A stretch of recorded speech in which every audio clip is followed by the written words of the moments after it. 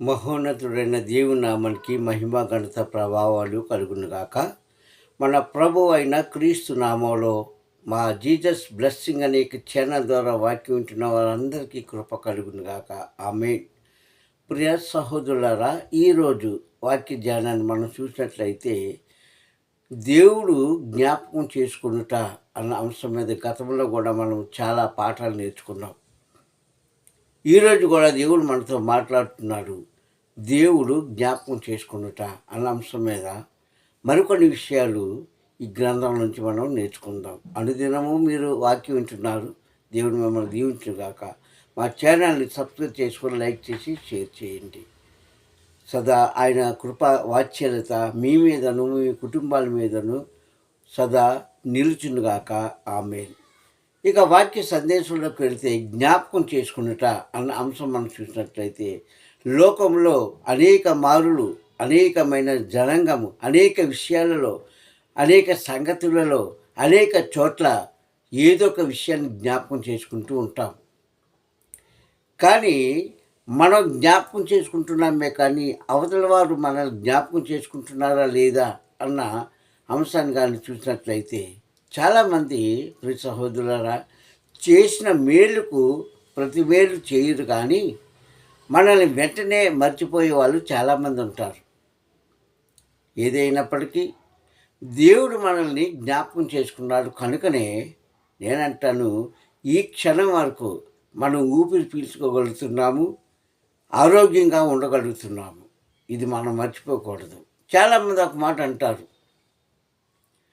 దేవుడు నాకేం మేలు చేశాడని నేను దేవుని జ్ఞాపకం చేసుకోవాలి, లేక ఆయన వాక్యం వినాలి, ఆయనకు ప్రార్థన చేయాలి అని వివిధ రకాలుగా మాట్లాడేవారు లేకపోలేదు ప్రపంచంలో.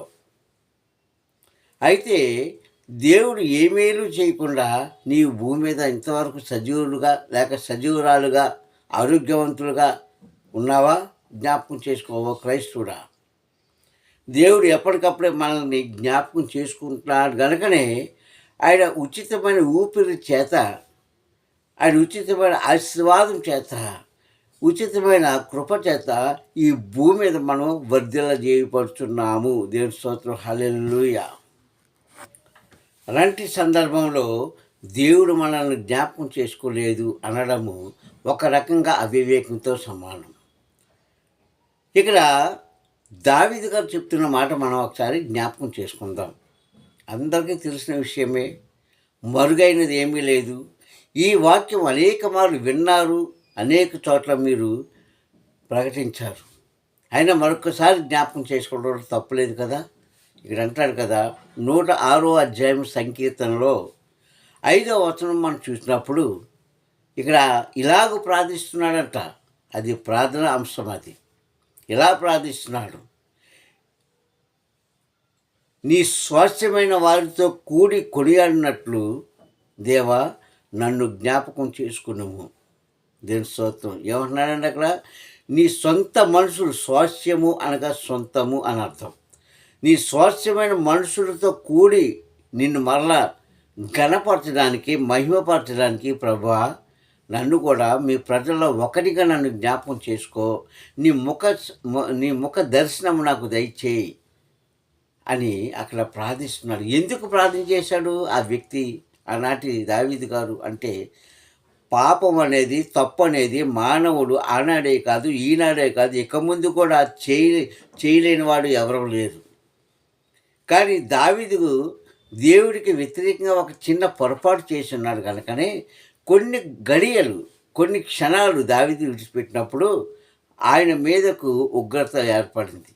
అప్పుడు అంటున్నారు కదా, ప్రభువా నేను చేసింది తప్పు. ఇదండి దేవుడిని జ్ఞాపకం చేసుకోవడంలో అర్థం, పరమార్థం ఏంటంటే చాలామంది తప్పు చేసినా వారి అంతరంగంలోంచి, వారి అంతరంగం వారితో మాట్లాడినా ఒప్పుకోరు. కానీ ఇక్కడ అంటున్నారు, ప్రభువా నేను తప్పు చేశాను కనుక తండ్రి, నీ ప్రజలతో అంటే నీవెవరినైతే ప్రేమించి లాలించి ఆదరిస్తున్నావో వారితో మరొక్కసారి నన్ను, నా పాపాన్ని క్షమించి నన్ను మన్నించి నాయన, నన్ను జ్ఞాపకం చేసుకో తండ్రి అని ప్రాధాయపడ్డాడు. ఎంతమంది ఈరోజు అలా చేస్తున్నారు? ఎంతమంది అలాంటి ప్రార్థన చేస్తున్నారు? నీ సొంత మనుషులతో నన్ను జ్ఞాపకం చేసుకోమన్నాడు. కానీ ఇక్కడ ఒక సత్యాన్ని మనం విశ్లేషణగా మనం తెలుసుకోవాలి. ఏమిటి? ఆనాడు యెష్షయికి పుట్టిన కుమారుల్లో చివరివాడైన దావీదుని దేవుడు జ్ఞాపకం చేసుకోకపోతే అడవిలోని, అరణ్యంలోని, ఆ గొర్రెల మధ్యనో, ఆ పులుల మధ్యనో, సింహాల మధ్యనో ఆ జీవితము అంతరించిపోనేమో. జ్ఞాపకం చేసుకున్నాడు గనుకనే ఆ అడవిలోంచి ఉన్న ఆ దావీదుని, గొర్రెలు కాచుకుంటున్న ఆ దావీదుని ఎందుకు పనికిరాడు అని కన్న తండ్రే సాక్ష్యం చెప్పాడు. నీ కుమారులు ఎంతమంది అని సమూయేలు గారు అడిగినప్పుడు, నా కుమారులు వీళ్ళే అని వారు అన్నయ్యలను చూపించడే కానీ దావీదు కోసం చెప్పలేదు సరికదా. ఏమన్నాడు యెష్షయి గారు అంటే, వాడు ఎందుకు పనికిరాని వాడండి అని చెప్పాడు సమూయేలుతో, ప్రవక్త సమూయేలుతో. కానీ దేవుడు ఆయన్నే ఎంచుకున్నాడన్న సంగతి తండ్రికి తెలియలేదు.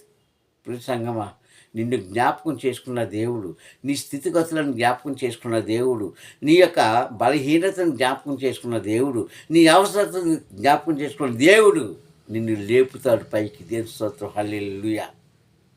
ఈ సత్యాన్ని ఆ రోజు తన తండ్రిని జ్ఞాపకం చేసుకోలేదు, గమనించలేదు. కానీ దేవుడు ఆయనని ఎంచుకొని రాజుగా చేస్తే అప్పుడు అంటున్నాడు, ఎందుకు పొరపాటు చేశాడు కనుక. ఈరోజు ఇంతవరకు మనం సజీవురాలుగా ఆరోగ్యవంతులుగా ఉన్నాము అంటే దేవుడు జ్ఞాపకం చేసుకోబట్టే కదా. ఆయనకి ఇష్టం లేకపోతే భూమి మీద ఒక్క క్షణం, ఒక్క సెకండ్ మనం ఉండలేమండి. ఒక్క సెకండ్, ఒక అరగంట, గంట, దినాలో, వారాలో కాదు, ఒక్క సెకండ్ ఈ భూమి మీద ఉండలేమన్న విషయం మనం మర్చిపోతున్నాం.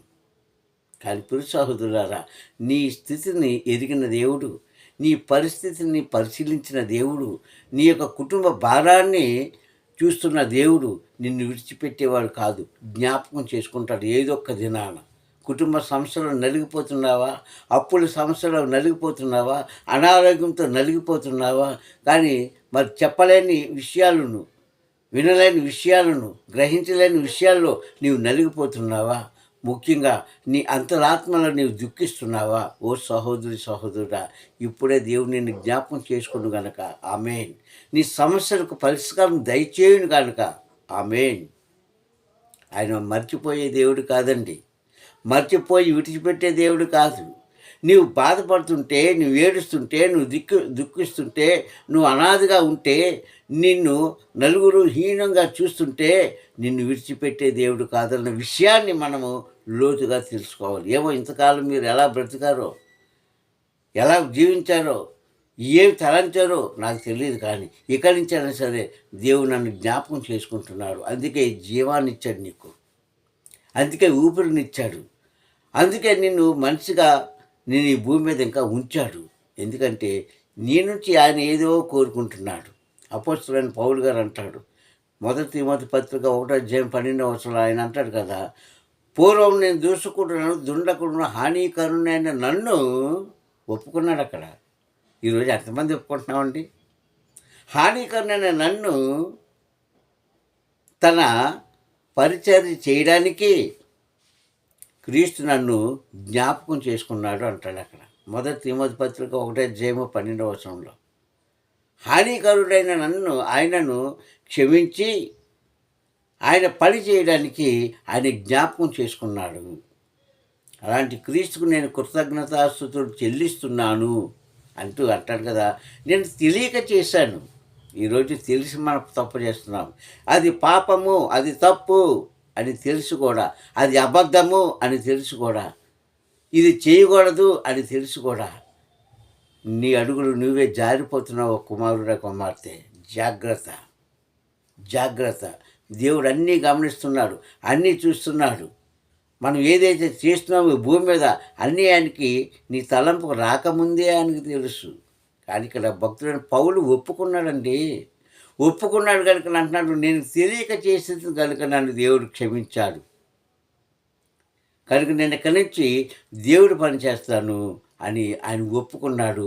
ఆయనను దేవుడు జ్ఞాపకం చేసుకున్నాడు. ఇలాగ గ్రంథంలో చూస్తే ప్రతి ప్రవక్త కానీ, ప్రవక్తనీయులు కానీ, భక్తులు కానీ, సేవకులు కానీ, బోధకులు కానీ, కాపరులు కానీ, విశ్వాసులు కానీ దేవుడే జ్ఞాపకం చేసుకోకపోతే నువ్వు ఏమైపోదువో, దేవుడే నిన్ను జ్ఞాపకం చేసుకోకపోతే నీ స్థితిగతులు ఏమిటో నీకు తెలుసా?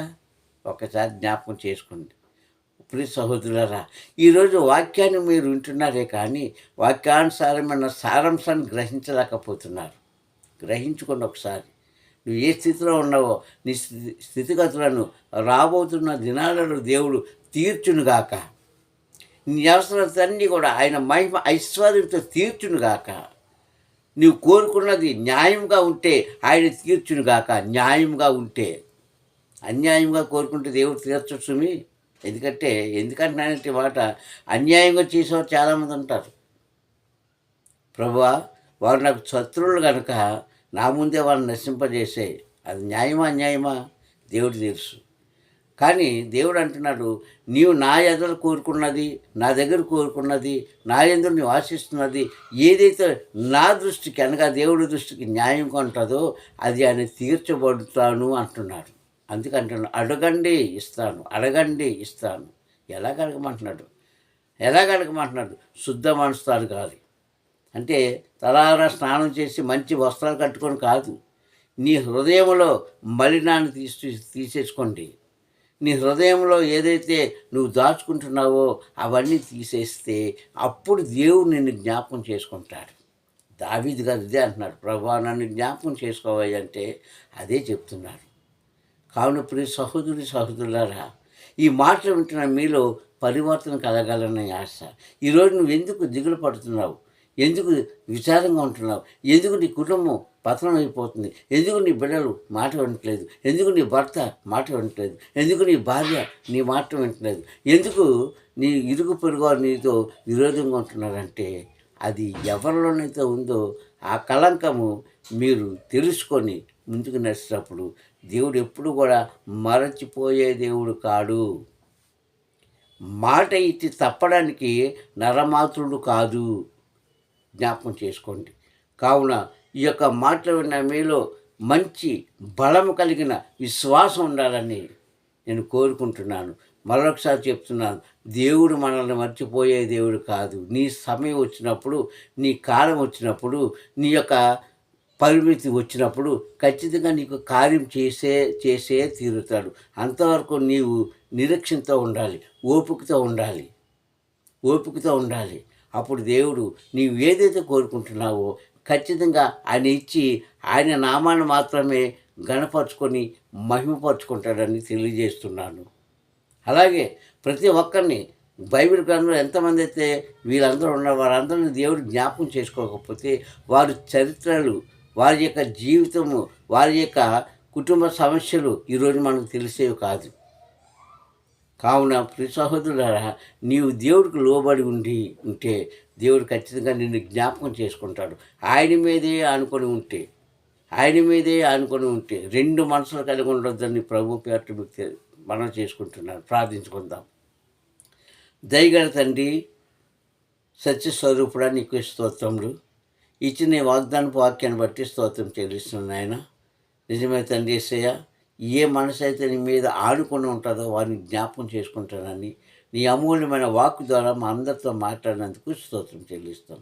మహిమ ఘనత ప్రభావం మీరు పొందుకొని తండ్రి యేసయ్య. ఇదిగో తండ్రి, మా అందరినీ జ్ఞాపకం చేసుకోబట్టి ఈరోజు నాన్న సజీవంగా మేము ఉన్నామన్న సంగతి తండ్రి మేము గ్రహించలాగును. అయ్యా, నీ జ్ఞాన నేత్రం మాకు దయచేసి మా జ్ఞాన నేత్రాన్ని మూసివేయమని తండ్రి వాక్యం బిడ్డలందరికీ కూడా ప్రతి అవసరత నీ మహిమ ఐశ్వర్యంలో తీర్చి వారి తండ్రి అలజడిలో ఉన్నవారిని, ప్రతి అనారోగ్యంలో ఉన్నవారిని నాన్న మీరు ముట్టి స్వస్థపరిచి అయ్యా వారిని ఒక్కసారి జ్ఞాపకం చేసుకోమని, నీ మార్గంలో తప్పుకోకుండా ఉండడానికి సహాయం చేయమని నజరేయుడైన క్రీస్తు నామములో ప్రార్థన అడుగుచున్నాను పరమ తండ్రి. ఆమేన్, ఆమేన్, ఆమేన్. మీ అందరికీ మరొకసారి ప్రభునామములో వందనాలు. సర్వాధికారి తండ్రి మిమ్మల్ని సదా దీవించును గాక. Praise the lord.